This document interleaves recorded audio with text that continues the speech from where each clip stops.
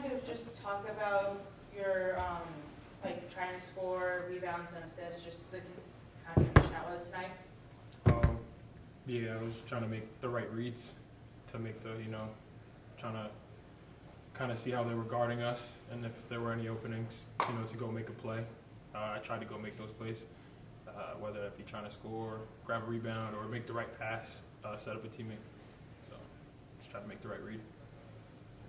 Bailey started 0 for 5 and then made 10 of his next 11 shots. What was the game plan coming in guarding him, and how do you feel you executed that throughout the night? The game plan is just to play how we normally play.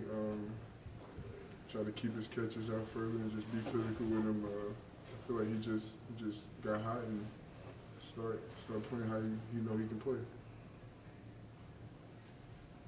Daniel, their defense was really suffocating, making those easy looks around the basket hard to come by. How hard was it for you to really get those easy looks, just given how suffocating they were in the interior?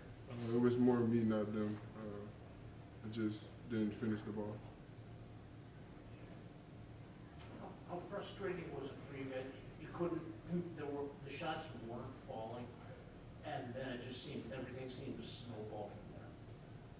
That's tough. It was tough, but on our end, we also have to be better at managing those moments. Even when, our shots aren't falling, we still got to be able to communicate, get back on defense, and, play good defense so that eventually we can gain some momentum on defense and let that turn into offense and kind of have a positive snowball effect. Yeah.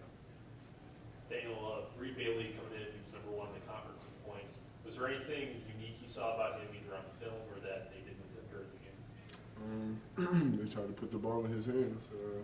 They understand that he can score. He's leading the conference, and they do a good job of putting the ball in his hands for sure. Daniel, you've now been starting lineup for back-to-back games after starting a whole bunch of season at the beginning. How does that really feel that you can help contribute at the start of the game and also help get your team off on the right foot? It feels good. It's just you gotta come out and play hard from the start. Something I know I can do, and just do whatever I got to do to help the team win, and can't play with the same enthusiasm and energy and effort that I would as coming off the bench. Piggybacking on what I asked before, is it harder for you guys, Rasul and Curry were combined 9 for 35 from the field.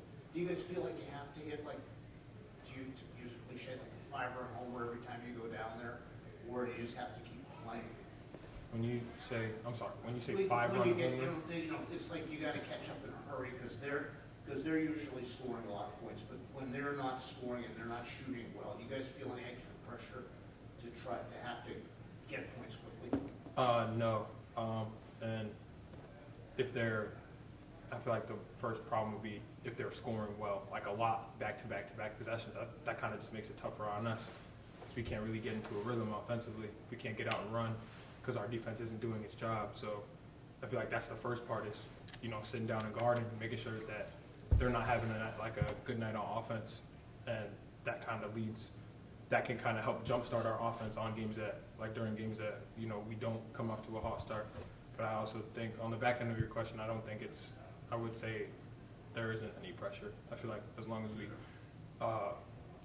we move the ball, side to side, get paint touches, and get a good look at the end of the possession, I feel like that's kind of the most important thing. Trying to play team basketball as opposed to playing ISO one-on-one basketball. Yeah, sure. Thanks, everyone. Good job.